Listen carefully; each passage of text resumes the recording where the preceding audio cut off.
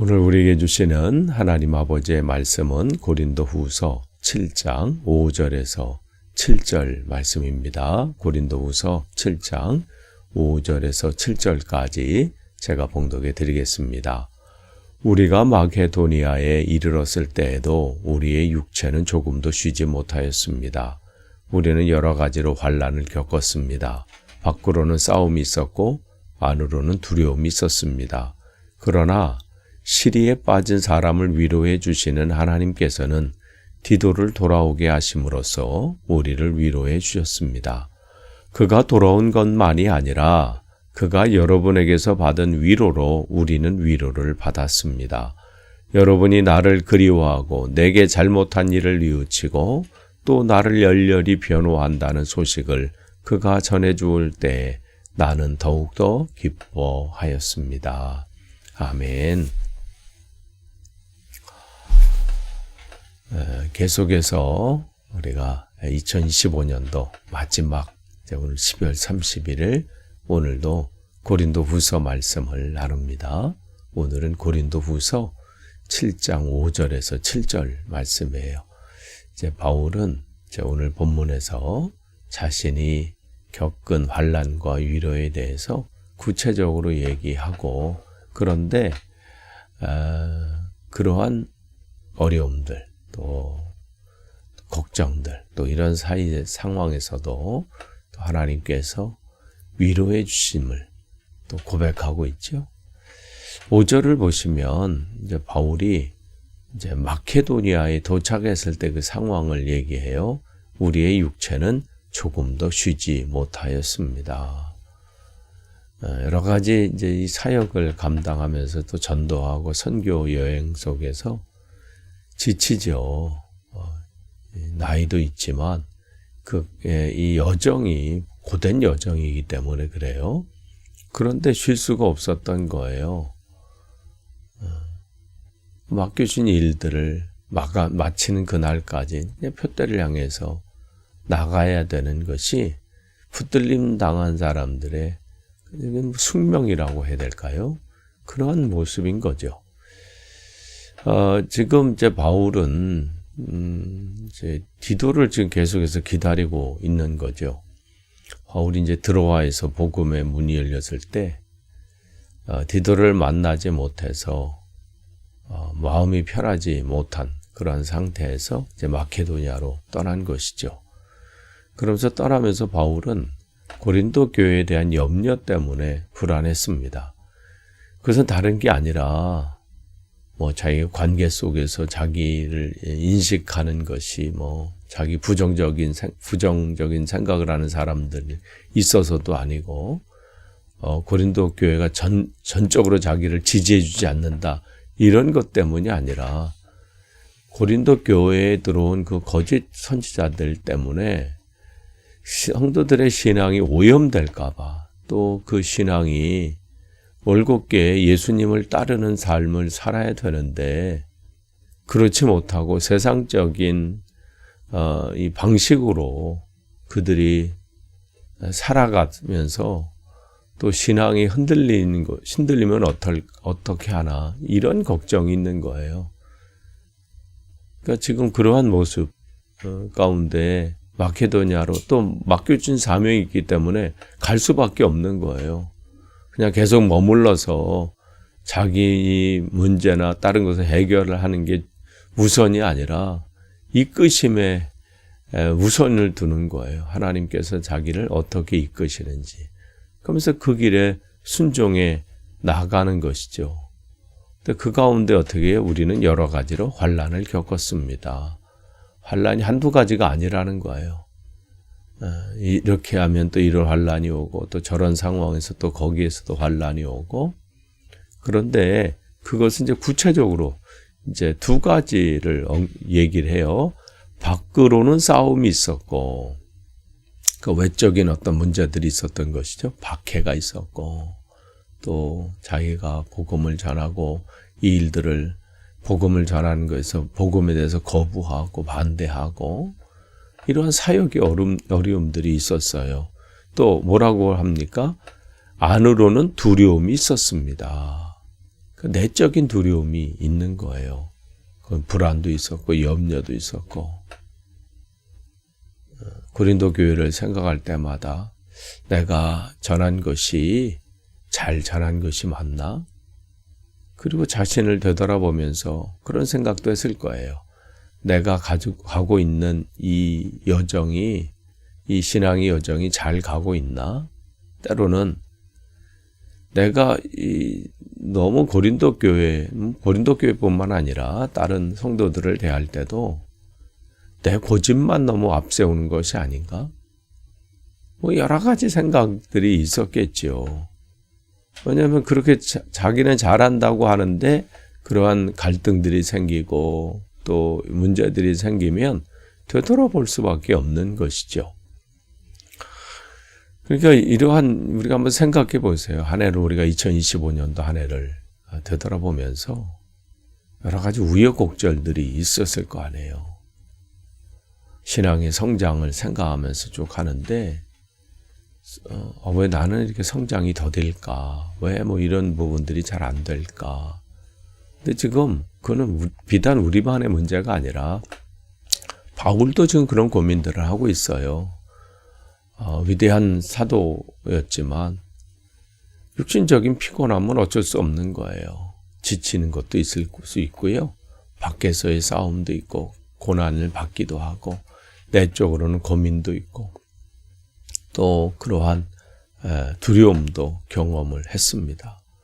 바울의 삶이 항상 승리하고 뭐 기쁨과 감격이 넘치는 그런 것뿐만 아니에요. 극도로 정말 힘든 순간들을 경험하기도 하죠. 그럼에도 불구하고 그 가운데 또 하나님의 은혜를 경험하게 되는 것이죠. 우리도 마찬가지예요. 우리가 이 신앙의 여정을 가게 되면요. 내가 하나님의 뜻대로 정말 말씀을 붙잡고 나아가게 되면 밖으로는 싸움을 겪을 수 있죠. 여러 가지 고난들, 환난들 그 앞에서 또 사역 맡겨주신 그 직분들 또 사역들을 감당할 때 또 어려움들이 있습니다.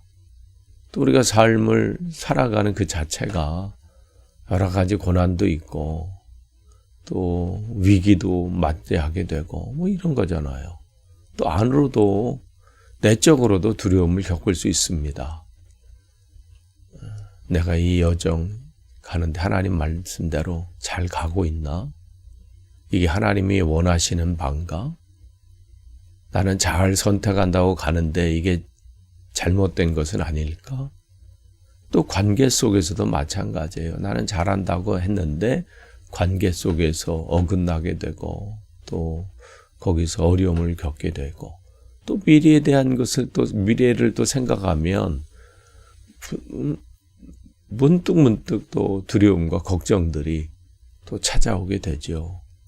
지금까지는 잘 왔는데 이제 2026년도 우리가 또 내일 맞이하게 되는데 그 한 해는 어떻게 될까라고 하는 그러한 두려움도 있죠. 그런데 이게 잘못된 게 아니에요. 인간이기 때문에 겪게 되는 거예요. 바울도 이것을 경험했습니다. 그런데 6절 한번 보세요. 그러나 그랬어요. 그러나 어려움도 겪고 외적으로도 밖으로도 안으로 뭐 여러 가지 문제 뭐 경험 뭐 이런 것도 다 있지만 그러나 그랬어요. 바울은 육체적으로도 피곤하고 또 여러 가지 환난도 겪고 밖으로는 싸움이 있었고 안으로는 두려움이 있었고 그러나 그랬어요. 그러나 거기에 하나님의 은혜가 있었다는 거예요. 그때 나를 하나님께서 방치하지 아니하시고 개입하셨어요. 거기에 뭐라고 했어요? 시리에 빠진 사람을 위로해 주시는 하나님 그랬어요. 이게 하나님의 성품이십니다. 하나님은 시리에 빠진 우리들을 위로해 주시는 분이에요. 다른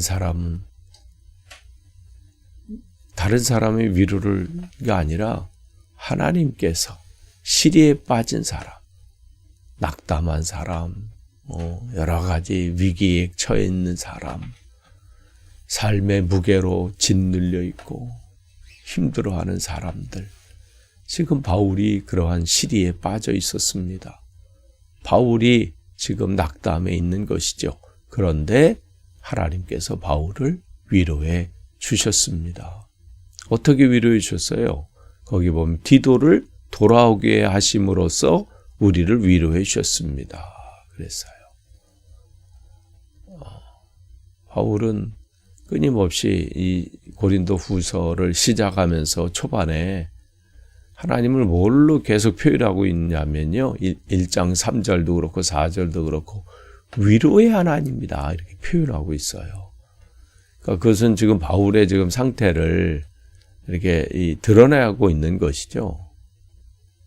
그러니까 힘든 거예요. 지금 바울도. 누군가 위로가 필요한 거예요. 그러니까 그 표현들을 쓰고 있어요. 그런데 중요한 것은 어떻게 위로하고 있느냐. 하나님께서 어떻게 위로하셔요? 하나님께서는 또 직접 위로하실 때가 있어요. 위기 가운데 있었던 엘리야를 찾아오셔서 그야말로 바알의 선지자와 한바탕 하고 나서 열왕기상 18장에 근데 그냥 그 이세벨이 그냥 집요하게 막 공격이 오니까 완전히 낙담됐잖아요. 근데 위로하시는 하나님을 그는 직접 체험하게 돼요. 그런데 많은 경우는 하나님은 사람을 통해서 위로하십니다. 그러니까 하나님께서 그 사람을 통해서 일하신다는 것이죠. 그러니까 바울의 경우도 마찬가지죠. 하나님께서 디도를 통해서 하나님의 위로를 전달합니다. 여러분 2025년도 한 해 여러분의 삶 속에 힘겨운 일들이 많으셨을 줄 압니다. 말은 안 하지만 얼마나 힘드셨을 거예요. 그 신앙의 여정 가운데 또 하나님의 뜻대로 지키시려고 할 때 그런 가운데 있죠. 그런데 그 가운데 하나님께서 또 위로해 주시고 다른 사람 얘기가 아닌 저희 삶의 고백이에요. 한 해 되돌아보면요. 정말 하나님께서 여러 상황 가운데 또 우리를 위로해 주셨습니다. 그런데 많은 경우는 사람을 통해서 위로해 주셨어요. 하나님께서 그때마다 어떤 분들을 보내셔서 또 여러 가지로 위로해 주셨습니다. 또 그냥 그분은 그냥 하신 말일 수도 있는데 그 전에 그 하신 말씀이 또 위로가 되었었죠. 그 모든 것이 어떻게요? 하나님께서 하신 거예요. 그분이 하신 어떤 행동들이나 말이나 또 그냥 곁에 계신 것, 그 모든 것들 바로 하나님께서 하시는 그런 일들이지요. 그러니까 6절과 7절 보세요. 위로를 가진 두 가지를 얘기하고 있어요. 디도가 돌아온 자체가 위로고 디도가 돌아와서 그러니까 그냥 옆에 함께 있는 자체가 위로가 되는 것이죠. 또 고린도 교회를 통해서 받은 위로. 디도가 거기에 이제 고린도 교회 성도들이 디도를 또 잘 또 대접해주고 또 위로를 받았다고 고백하고 또 바울이 이 바울에게 고린도 교회 소식을 또 전해주잖아요. 지금 고린도 교회가 자기 바울에게서 오해 가지고 있던 게 이제 풀어져서 지금 그리워하고 있습니다. 그쪽 얘기를 하고 있잖아요. 또 바울을 열렬히 지금 변호하고 있습니다. 바울을 옹호하고 있습니다. 그런 얘기들을 쭉 합니다. 그러니까 이 위로는요. 한 사람에게 일방적인 게 아니에요. 서로 위로를 하게 하시고 또 서로 기뻐하게 되고 왜냐하면 교회는 한 지체이기 때문에 그래요. 바울이 그 말 한마디에 얼마나 위로를 얻고 새 힘을 얻습니까? 우리가 이런 한 사람이 2026년도에는 되기를 원합니다. 누군가의 위로가 되어주는 사람. 그냥 그 자리에 있어도 그냥 말 한마디가 그 사람 위로가 되어주고, 바울은 그 힘을 얻게 되는 거예요. 저와 여러분, 정말 우리가 2025년도 오늘 하루 또 잘 마무리해야 되겠지만 2026년도 또 한 해도 하나님, 내가 누군가의 위로가 되어주길 원합니다. 그것은 하나님께서 우리를 통해서 일하시는 방식이세요. 또 하나님은 그런 위로의 하나님으로 또 우리를 사용하시길 원하시고, 또 시리에 찬 우리에게도 그러한 위로의 하나님은 오늘도 우리에게 찾아오십니다. 그 은혜를 오늘도 누리시기를 축복합니다. 기도하겠습니다. 하나님 감사합니다. 2025년도 모든 것이 주님의 은혜였습니다. 하나님, 오늘 하루도 잘 보내게 하시고 2026년도 또 그렇게 은혜 가운데 맞이할 수 있도록 인도해 주옵소서. 또한 그 은혜를 맛보는 한 해 되게 없어서 예수님의 이름으로 기도합니다. 아멘.